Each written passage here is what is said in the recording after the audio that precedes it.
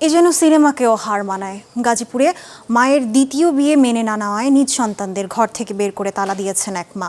শুধু তাই নয়, দিয়েছেন চাঁদাবাজি ও লুটপাটের মামলাও। এমন ঘটনায় হতবাক এলাকাবাসী। পুলিশ বলছে, মায়ের মামলায় সন্তানদের বিরুদ্ধে গ্রেপ্তারি পরোয়ানা জারি করেছে আদালত। রফিকুল ইসলাম খানের পাঠানো তথ্য ও চিত্রে ডেস্ক রিপোর্ট।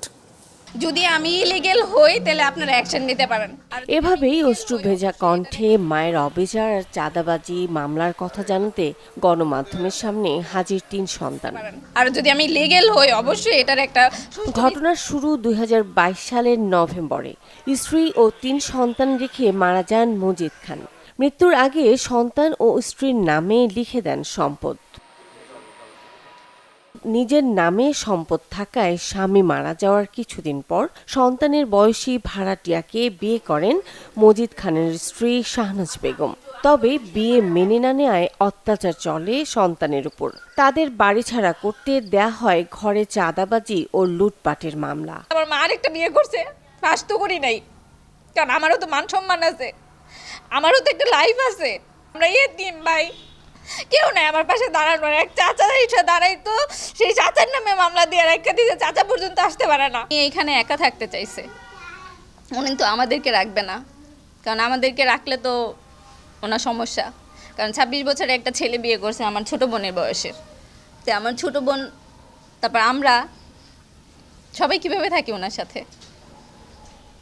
উনি তো আমাদেরকে জিজ্ঞেসও করে নাই যে বিয়ে করবে, কিছু সব কিছু নিয়ে বিয়ে করছে। পুলিশের উপস্থিতিতে ঘরের তালা খুলে ঘরে প্রবেশ করে সন্তান মর্জিনা আক্তার। তবে ততক্ষণে ঘরে আর কিছুই নেই। দেখেন সবই লণ্ডভণ্ড। আমার বাসা, আমার বাবার বাসা, আমার মা থাকতেছে। তা আমার মার কাছে তোমরা চাঁদা চাইতে চাইনি। অভিযোগ করছে আতিকুর, আর ও সাক্ষী দিয়েছে আমার মা, যে মা নাকি মার কাছে নাকি চাঁদা দাবি করতে গেছি। সন্তানদের সাথে মায়ের এমন আচরণে ক্ষুব্ধ এলাকাবাসীও জানান, একের পর এক সালিশ বৈঠক অমান্য করে সন্তানদের নামে মামলা করেছে শাহনাজ বেগম। মীমাংসা করবো কইয়া এই না আমাকে নামে মিথ্যা চাঁদাবাজি মামলা দিছে। চাঁদাবাজি মামলা দিছে কার নামে? আমার নামে দিছে, আমার ছেলের নামে দিছে, আমার এই বাস্তির জামার নামে দিছে। এখানে যা হয়েছে এটা আর কোনো বাংলাদেশে কোনো আছে কিনা জানি না, যে মা আর মেয়ে এইভাবে মারামারি কাটাকাটি হয়, অথবা সন্তানের নিয়ে যে একটা মায়া মোহাম্মত এটা মধ্যে তাকে দেখা যায় না আর কি। মহিলাটার বিয়ে হওয়ার পরে বাচ্চাগুলোর উপরে অত্যাচার করতেছে। তাই আমি এলাকাবাসী হিসাবে আমি এটাই চাই, আমার কাছে, রাষ্ট্রের কাছে এবং আপনাদের মাধ্যমে জনগণের কাছে, রাষ্ট্রের কাছে, প্রশাসনের কাছে একটা সুষ্ঠু তদন্ত করে এই সমস্যাটা সমাধান করে মানুষকে একটা স্থায়ীভাবে থাকার জন্য।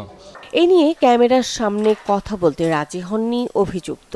দাবি, সন্তানদের অত্যাচারে জমি বিক্রিতে বাধ্য হয়েছেন। এখানে তো আমি কোনো প্রতিবাদ করতে পারি না। আমি তো 10 জনের কাছে বিচার চেয়েছি, কেউ বিচারই করে নাই। আমার জায়গা আমি বিক্রি করেছি, আমি সেটাই করি। এখন আমারটা আমি বিক্রি করবো না, আমার আর থাকবার দেয় না। এই নয় ওই 5 তলা থেকে এই নয় জুতা দিয়ে পিঠে খেয়ে যায়।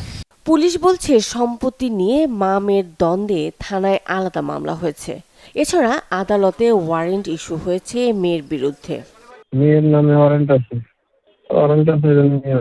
মাই মামলা করছে।